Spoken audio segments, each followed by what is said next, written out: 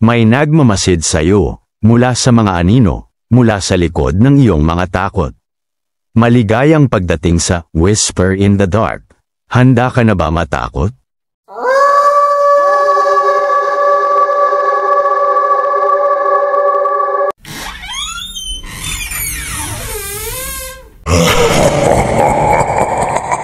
Sa kabilang dako ng barangay, tahimik na naglalakad ang isang mag-ama sa gitna ng nyugan. Kasama ng lalaki ang kanyang batang anak na babae, pabalik sila mula sa birthday ng kapatid ng lalaki sa kabilang barangay. Ang gabi ay malamig at ang mga piling nyog ay sumasayaw sa ihip ng hangin. Sa isang sulok ng puno ng nyog, nakatayo si Tia Opang, nakatalikod sa daan at tahimik habang nakamasid. Nang madaanan sila ng mag-ama, bumati ang lalaki, "Magandang gabi." Iyon ay may pag-aalala ngunit magalang. Paglingon ni Opang, biglang sumigaw ang lalaki. Halimaw! Napuno ng takot ang kanyang tinig. "Anak, takbo!" sigaw niya habang mabilis silang tumakbo palayo.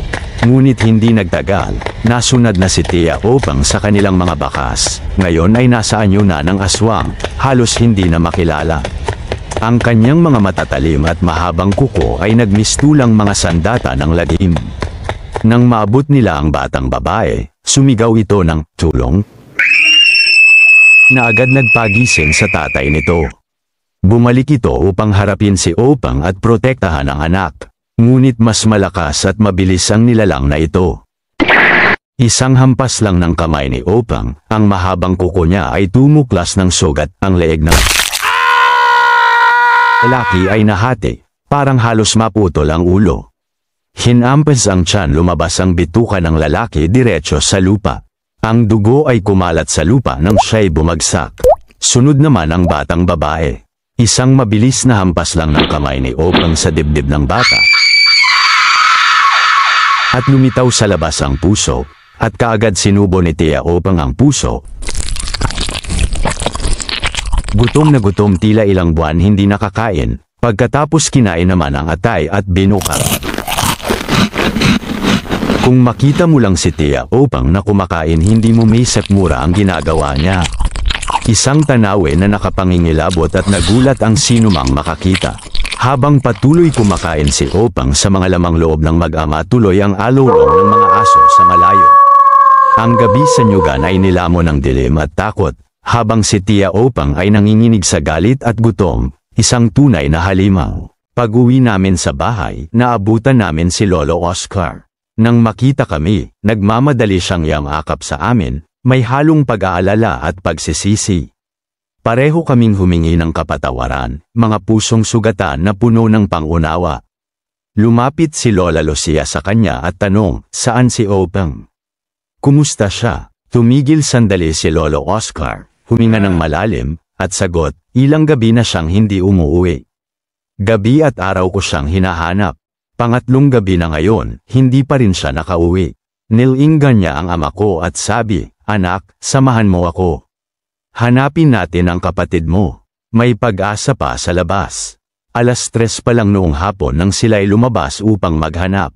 Habang naglalakad sila, napadpad sila sa lugar kung saan nagkakatipon ang maraming tao.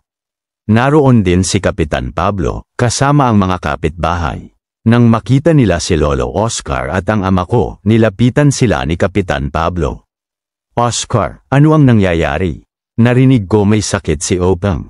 At may balitang aswang daw siya mula kay Mang Ramon. Totoo ba ito?" tanong ni Kapitan Pablo nang may pag-aalinlangan. Sumagot si Lolo Oscar ng matatag, "Huwag mong paniwalaan ang mga bulong-bulong sa tao, Pablo. Hindi iyon totoo. Baliw si Mang Ramon. May sakit lang si Opang, hindi siya aswang." Napailing si Kapitan Pablo, "Oscar, ayusin mo lang yan, ha? Kasi kung totoo ang mga kwento tungkol kay Opang, hindi ako mag-aatubiling barilin siya." Biglang sumigaw si Lolo Oscar, "Linteman," hawak ang kanyang itak, "ano ba ang gusto mong mangyari, Pablo? Gusto mo talaga patayin si Opang? Baka ikaw pa ang patayin ko, Pablo." Agad hinailan ng ama ko si Lolo Oscar palayo upang mapigilan ang pag-igting ng sitwasyon. Napakalakas ng damdamin ni Lolo Oscar, punong-puno ng galit at pagtatanggol sa kanyang anak, ngunit alam ng ama ko na dapat mapanatili ang kapayapaan. Inabutan ng gabi si Lolo Oscar at ang ama ko habang patuloy silang naghahanap kay Tia Opang sa madilim na kagubatan sa paligid ng barangay. Ang bawat hakbang ay puno ng pangamba at pag-aalala sa kalagayan ng kanilang minamahal na si Tia Opang. Sa kabilang dako naman, si Kapitan Pablo kasama ang mga tanod ng barangay ay abala rin sa paghahanap ng nilalang na pumapatay sa mga tao. Ang takot sa puso ng mga tao ay nagbigay lakas sa kanilang determinasyon. May 3 grupo sila, si Kapitan Pablo kasama ang ilan niyang mga tanod na may hawak ng itak, habang ang iba ay may mga baril na handang gamitin sa oras ng panganib. Hindi nagtagal, narinig ni Lolo Oscar at ng ama ko ang alingaw-ngaw ng putok ng baril mula sa hindi kalayuan.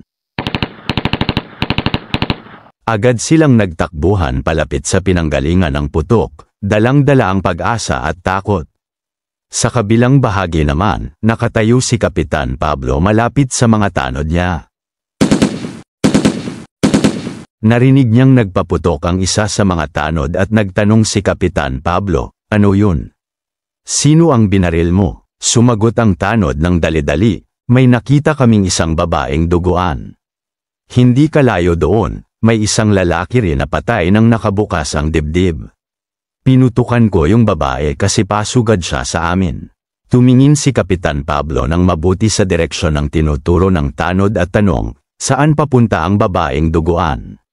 "Saan?" "Doon sa sapa patungo siya, Kapitan," sagot ng tanod. Mahigpit na inutos ni Kapitan Pablo, "Puntahan niyo ang mga kasama niyo. Tumawag kayo ng pulis at ayusin niyo ang bangkay ng lalaki. Tawagin ang pamilya nito. Ako naman ang hahanapin ko yung babae." Habang nagmamadaling lumapit si Lolo Oscar at ang ama ko sa direksyon ng putok ng baril, bigla nilang nakita si Tia Opang na tumatakbo patungo sa sapa. Sa kanilang pagtataka at pangamba, napansin din nila si Kapitan Pablo na nakasunod kay Tia Opang sa di kalayuan. "Opang!" sigaw ni Lolo Oscar, ngunit tila hindi narinig ni Tia Opang dahil sa bilis ng kanyang pagtakbo. Sa isang iglap, nagmamadali silang tumakbo patungo sa sapa, umaasang maabyutan si Tia Opang at malaman kung ano ang nangyayari. Ang kanilang mga puso ay kumakabog ng malakas sa dibdib, puno ng pangamba at pag-aalala. Nang makarating sila sa sapa, agad nilang hinanap si Tia Opang, ngunit tila nawala na ito sa kanilang paningin. Ang katahimikan ay binasag ng isa pang putok ng baril na nagmula sa di kalayuan. "Ano yun?" tanong ng ama ko, nag-aalala sa posibleng panganib na naghihintay sa kanila. Agad silang nagtungo sa pinanggalingan ng putok at doon nila nakita si Kapitan Pablo sa hindi kalayuan. Ang kanyang baril ay nakatutok sa isang direksyon, ang kanyang mukha ay puno ng determinasyon at galit. "Kapitan Pablo!" sigaw ni Lolo Oscar, ngunit hindi sumagot si Kapitan Pablo. Ang kanyang buong atensyon ay nasa isang bagay na hindi pa nila makita. Si Kapitan Pablo ay nakatutok ang baril sa isang direksyon, ang kanyang mga mata ay nagsisiyasat sa dilim. Sa wakas, naaninag niya ang isang tao, isang pamilyar na figura. Nang kanyang naaninag ang tao, agad niyang nakilala si Opang, nasa anyo ng isang tao. "Opang!" sigaw ni Kapitan Pablo, "Huwag kang gagalaw." Nagbabala sa kanyang boses, habang nakatutok ang baril kay Tia. Sa sandaling binigkas ni Kapitan Pablo ang kanyang pangalan, biglang nagbago ang anyo ni Opang, naging isang nakakatakot na aswang, naglalaway at handang sumalakay. Agad na pinaputukan ni Kapitan Pablo si Tia Opang na nasa anyong aswang. Umaasang mapipigilan ito at mapatay. Ngunit sa isang iglap, biglang sinungaba ni Lolo Oscar si Kapitan Pablo, tinutulan ang kanyang ginagawa. "Puta ka, Pablo! Anak ko yan, gusto mo talaga patayin ang anak ko, Pablo?" Sigaw ni Lolo Oscar, ang kanyang boses ay puno ng galit at proteksyon. Nagsimula silang mag-agawan sa baril, ang bawat isa ay determinadong manalo.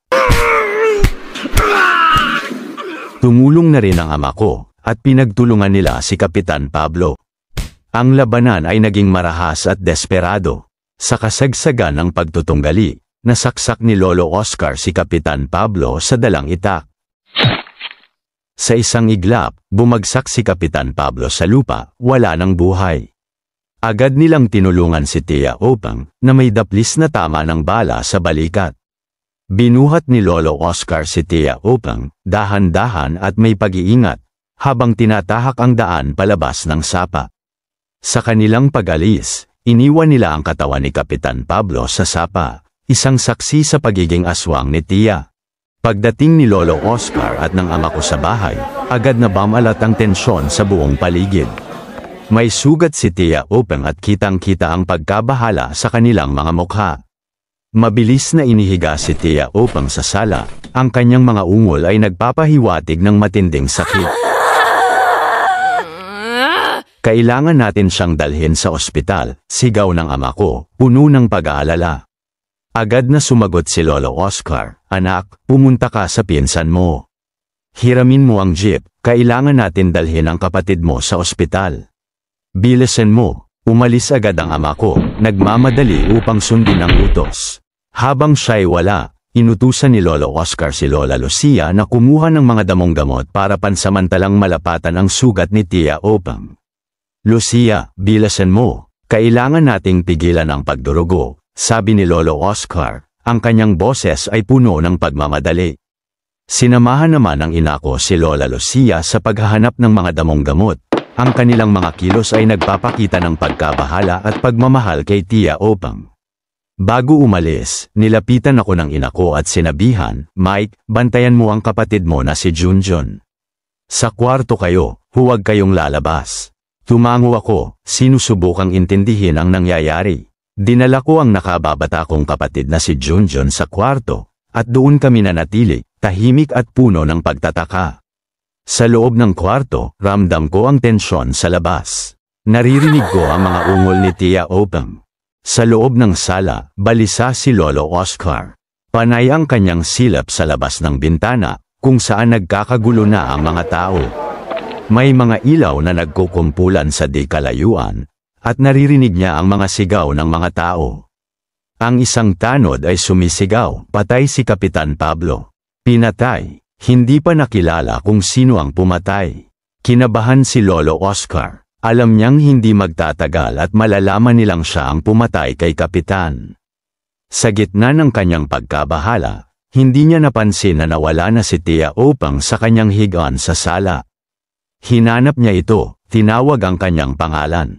Opang, Opang, nasaan ka? Pumasok si Lolo Oscar sa kwarto namin. Nakita niya akong takot at nanginginig sa isang sulok. Tinanong ako ni Lolo, saan si Junjun? Ang kapatid mo, nasaan siya? Ang nasabi ko lang kay Lolo, si Tia Opang, sabay turo sa labas ng pintuan. Lumabas si Lolo, hinanap si Tia, pero hindi niya ito nakita. Hanggang sa nakarating siya sa kusina, habang tumatawag pa rin kay Opang. Sumilip si Lolo Oscar sa ilalim ng lamesa kung saan kami kumakain. Sa ilalim ng lamesa, nakita niya ang isang bagay na hindi niya inaasahan. Nakita niya na kinakain ni Tia Opang ang bituka ng kapatid ko, si Junjun. Ang kanyang mukha ay puno ng dugo, at ang kanyang mga mata ay puno ng gutom. Puta! Pamangkin mo yan Opang, sigaw ni Lolo, puno ng galit at pagkasuklam. Halimaw ka, Opang, pati pamangkin mo ginawa mong biktima. Hanggang dito muna ang ating kwento para sa ngayon, mga kaibigan. Alam kong kayo'y nagtataka at nabitin sa mga pangyayari. Huwag kayong mag-alala, dahil mayroon pang huling yugto na naghihintay sa inyo. Siguraduhin ninyong hindi kayo mawawala sa pagtatapos ng kwentong ito. Huwag kalimutang mag-like at mag-subscribe sa Whisper in the Dark para hindi kayo mahuli sa mga tunay na kwentong katatakutan na siguradong magpapakaba sa inyong mga puso. Sama-sama nating tuklasin ang dilim, dito lang sa Whisper in the Dark. Ito lang ba ang natitira?